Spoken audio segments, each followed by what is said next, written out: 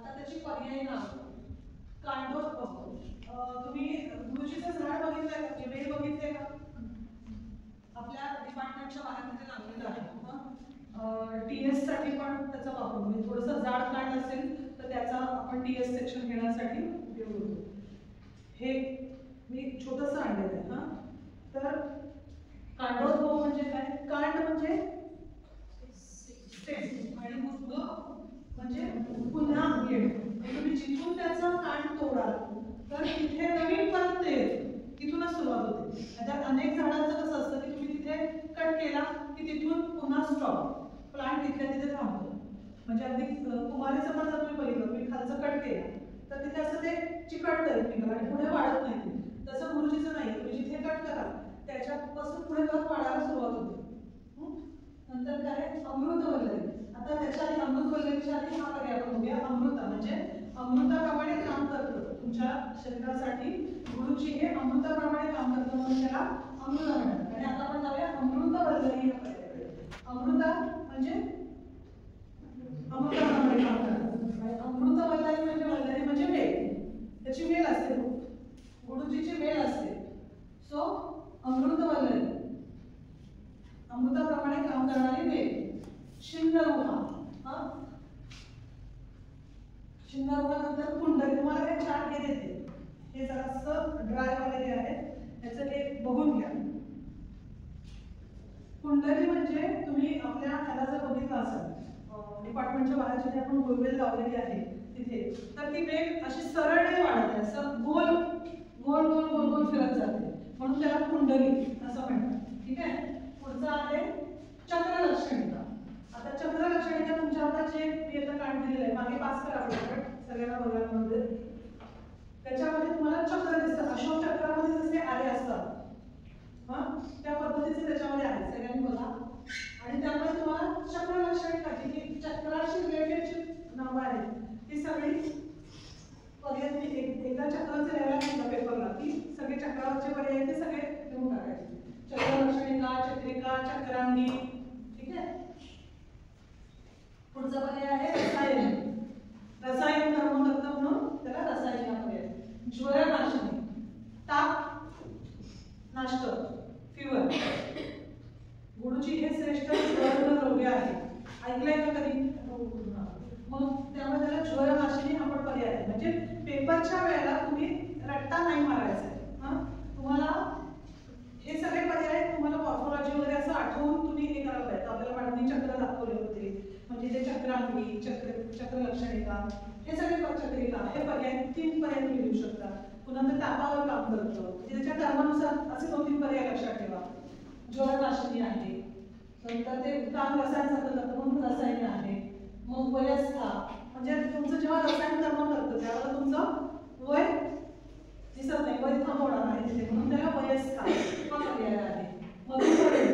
मधुपर्णी म्हणजे त्याची पानं खाली तर गोड लागतात, म्हणून त्याला मधुपर्णी हा पर्याय आहे. पर्यायांचं समजलं आहे. आता उपयुक्त अंग कांड आणि पत्र. हे पत्र आणि उपयुक्त अंगामध्ये दुसरा एक प्रकार आहे कांड. आता हे एवढंच छोटंसं कांड असं नाही, तुम्ही ज्यावेळेला औषधामध्ये वापरणार त्यावेळेला थोडंसं जाड, म्हणजे साधारण आपल्या तरंगीच्या एवढं जाडीला असेल ते कांड तुम्ही वापरायचं. म्हणजे तुम्हाला औषधामध्ये लागणारं जे गुरुजी सत्व आहे ते बनवण्यासाठी तुम्हाला साधारण तेवढ्या जाडीच्या कांडाचा उपयोग करावा लागतो. आता त्वचा. वरच्या भागात कागदासारखी पातळवर ठिसून ढुंकट पिवळ्या रंगाची. आता हे मी एकदम नवीन कांड ताजं आणलेलं आहे त्यामुळे ते तुम्हाला हिरवट दिसते, पण तुम्ही थोडंसं जाड झालेलं कांड बघितलं तर तुम्हाला तो साधारण असा ब्राउनिश लाईट ब्राउनिश कलरचं ते आहे. आणि त्याच्यावरची स्किन जर बघायला गेलं तुमच्या जनरली टीएस वगैरे जर आपण बघितलं तर त्यावेळेला टीएसच्या वेळेला वरची स्किन काढता येते, एवढी पातळ एकदम असते. तुमच्या हाताची वगैरे स्किन निघते की नाही थंडीमध्ये पाहून, त्यावेळेला ते किती पातळ असतं त्या पद्धतीचं पात्र त्याची वरची स्किन येते त्या कांडावरची. पर्ण हृदयकार, स्निग्ध, एकांत, आता हे पर्ण आहे, त्याचा शेप हृदयाकार हार्ट शेप पानं आहे. स्निग्ध, तुम्ही हे बघितलं तर तुम्ही पान फिरवते सगळ्यांकडे बघून घ्या. तर स्निग्ध स्पर्श म्हणजे काही झाडांची पानं ही खरखरीत असं कसं जाणवतं तसं हे स्निग्ध आहे. दुसरी गोष्ट एकांत. तुम्ही असं हे बघितलं तर एका साईडला पान आहे. जास्वंदीचं वगैरे बघितलं आपण तर दोन्ही साईडला पानं असतात. हा हे पण ह्या साईडला हे पण ह्या साईडला एकाच कुठल्या तरी साईडला ते असणार. आणि जाळीदार सिरप असते ज्या वेळेला तुमच्याकडे देते पात्राला बघून घे. हा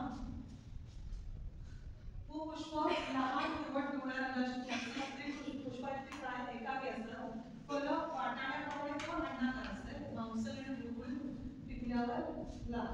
हे बघा हे गुळूची कांड काय म्हणते तुम्हाला जे मी आता दाखवलं हे पान हे पानात आपण जे बघितलं हे पुरुष पुष्प आणि स्त्री पुष्प आहे आणि फळ आहे त्याची जी पिकल्यावर लाल दिसतात.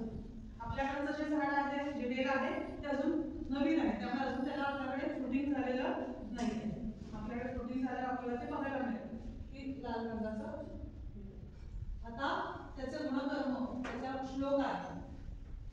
मी श्लोक वाचते तुम्ही आता बऱ्यापैकी तुम्हाला सगळं द्रव्याविषयी माहिती झाली तर आपण त्याच्यावरनं त्याचा अर्थ समजण्याचा प्रयत्न करूया.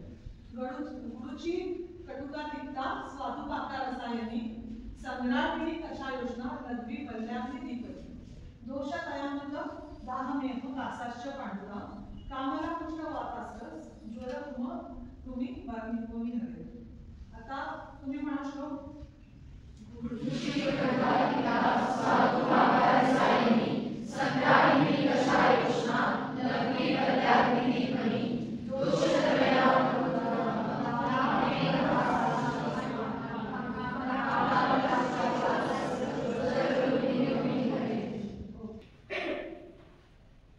श्लोकामध्ये वाचल्याप्रमाणे कुठला आहे तिक्त कडू कषाय विपाक वीर्य गुण स्निग्ध आणि मुलाच्या पण पानं आपण बघितलं होतं त्याप्रमाणे कळेल तुम्हाला. हे पान पण जरासं बघून घ्या सगळं. आता तुम्हाला रसशास्त्राला प्रॅक्टिकल असतात सत्व निर्माण ठीक आहे. तर कसं करायचं असते तर ओल्या गुळचीचे तेल म्हणजे तुम्ही म्हणता ना साधारण ह्या करंगीच्या एवढं जाड जसं कांड असलं पाहिजे तर ते आपण आणतो ते कट करतो जरा ठेचायचे ते खलबत्त्यामध्ये आणि ते तुकडे आटपट पाण्यामध्ये भिजत ठेवायचे रात्रभर. नंतर मोठ्या राणीला चांगलं पुसून चोथा काढावं किंवा उसळण्यापेक्षा तुम्ही हाताने जरी पुसकरला ते तरी सुद्धा चालेल. आणि नंतर वरचा जो चोथा आहे काढून टाकायचं. पुन्हा ते स्टेबल व्हायला ठेवायचं. मग ते झाल्यावर वरचं पाणी काढून टाकायचं पुन्हा नवीन पाणी घालायचं. असं करत करत तुम्हाला घरचा आपण गव्हाचा चिक केलेला कोणी बघितला त्याला कसं आपण रोज पाणी बदलतो पुन्हा हे म्हणजे सुरुवातीला ते जे गव्हाचं पिवळट असं साधारण ब्राउनिश लाईट ब्राउनिश कलरमध्ये असतं ते नंतर जसं रोज पाणी बदलतं तितक्या वेळा ते धुतलं जातं आणि मग त्याचा चिक जो निघतो आपण घरी करतो पाणी तसंच हे सेम गुळूचीचं आहे. गुळूचीचं सत्व काढताना रोज पाणी चेंज केलं की सुरुवातीला जो त्याचा रंग असतो तो लाईट ब्राऊन एकदम हलका ब्राऊन कलर तो जाऊन नंतर जेव्हा सत्व मिळतं तर त्यावेळेला ते पूर्ण पांढऱ्या रंगाचं सत्व असलं पाहिजे. त्याचे फॉर्म्युलेशन काय काय करता येतात. गुळूचीचा काढा करता येतो म्हणजे गुळूची वात नंतर गुळूची घृत गुळूची तैल गुळूची सत्व म्हणजे आपण आधी जसं द्रव्यांच्या बाबतीत म्हटलं होतं की द्रव्य असं असलं पाहिजे की त्याचे वेगवेगळे फॉर्म्युलेशन आपल्याला करता आले पाहिजे जेणेकरून पेशंटच्या डिमांडनुसार किंवा रोगाच्या अवस्थेनुसार आपल्याला ते पेशंटला इझिली कुठल्याही फॉर्ममध्ये देता आलं पाहिजे. म्हणजे लहान बाळ आहे तर तुम्ही त्याला काय देणार आहे साधारण मी तुम्हाला सांगितलं होतं नर्वस सिस्टीमशी रिलेटेड असेल तर शक्यतो आपण मृतकल्प वापरतो. तर त्याचा जर मृतकल्पच करता आला नसता तर आपल्याला ते वापरू शकतोय का आपण नाही. किंवा मग सर्व फॉर्ममध्ये आपल्याला वापरता यायला पाहिजे. वात काही पेशंटना जर ज्या डिसीजमध्ये वाताची गरज असेल तर तिथे आपल्याला वात वापरता आला पाहिजे. म्हणजे सगळे प्रकार बऱ्यापैकी करता येतात. सो तुम्हाला हे चांगलं मेडिसिन म्हणून आपण त्याचा वापरतो.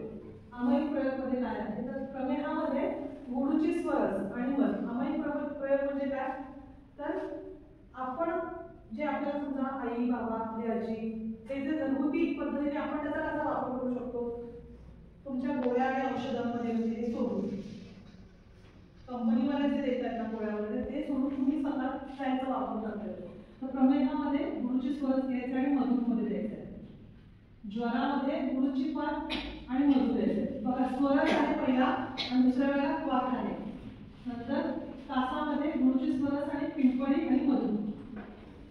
आता तुम्ही ह्याचा जर विचार केला तर पिंपळी ही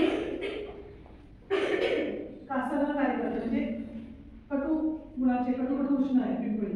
सो ती आपण ऍड केली. गुरुचीचा मुळात त्याचे तसे वेगळे विभाग आहेतच, पण प्लस पिंपळी ऍड केली म्हणजे आणि गुण वाढले आणि मध त्याच्यात हे केलं की मध हा योग वाढले.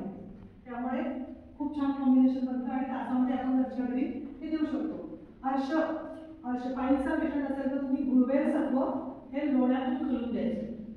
आता ते सत्व म्हणजे तुम्ही घट्ट झाल्यावर एखादा मातीचा वगैरे आपण हे करतो, माती वाळल्यावर वगैरे एखादा चिखल गाळला आणि खाली कापडावरची माती घातली, ती वाळली की कसं असं एक थापीसारखं तयार होतं तुकडा, तसंच ते सत्व असतं. त्याचे बारीक बारीक तुकडे करून घेऊन तुम्ही पावडर फॉर्ममध्ये करून ते लोण्यामध्ये घालून द्यायचं आहे. कारण आरशामध्ये तिथे स्निग्धता राहण्याची गरज असते, म्हणून ते लोण्यामध्ये घालून द्यायचं आहे. ओके. आता आपल्याला हे बघायचं, हे असेसमेंटकडे जाण्याच्या आधी आपण सिस्टीम वाईज करतो बघूया. आता तुम्हाला रसांची कार्य माहिती आहे तर तुम्हाला सांगण्याचा प्रयत्न करा काय काय कसं काम करा. अन्न आणि पुरुष मध्ये काय करा बोला सानिया.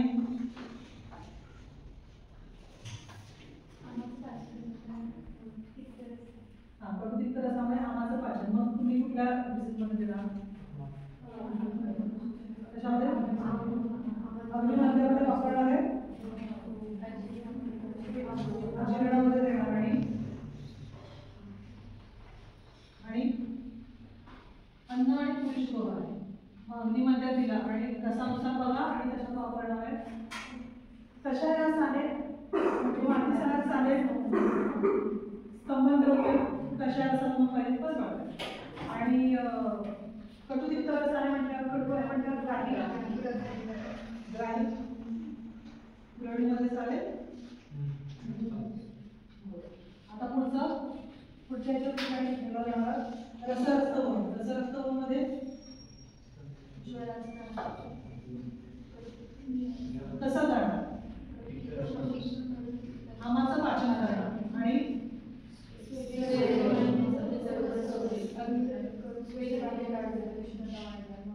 ठीक आहे. बल्य काम करतोय. बल्य काम कसं करणार, मधुर विभाग आहे तुमचं पोषण सगळं करणार आणि बल्य ऍक्शन होते. नंतर प्राणस्रोत. मगाशी आपण बघितलं होतं ना प्राणस्रोतामध्ये कासामध्ये काम करणार. का तर कसं करणार सांगा.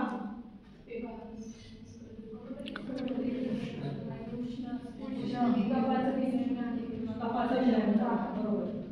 मेदोमध्ये नाही पण ऍक्शन कशी करणार मेदो.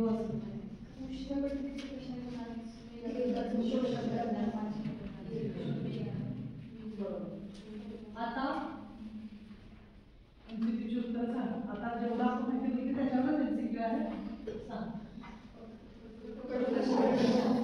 गुरुची टिंबटिंब रसाने काही कार्य करतो. आरशामध्ये गुरुची सत्व गुरुचीचा टिंबटिंब हा पर्याय त्याच्या कार्यावरच्या स्वरूपावर पडलेला आहे. इथे पर्याय पडलेला नाही. तिन्ही पडलेले आहेत. गुरुचीचे लॅटिन नाव गुरुची हे टिंबटिंब आहे. एक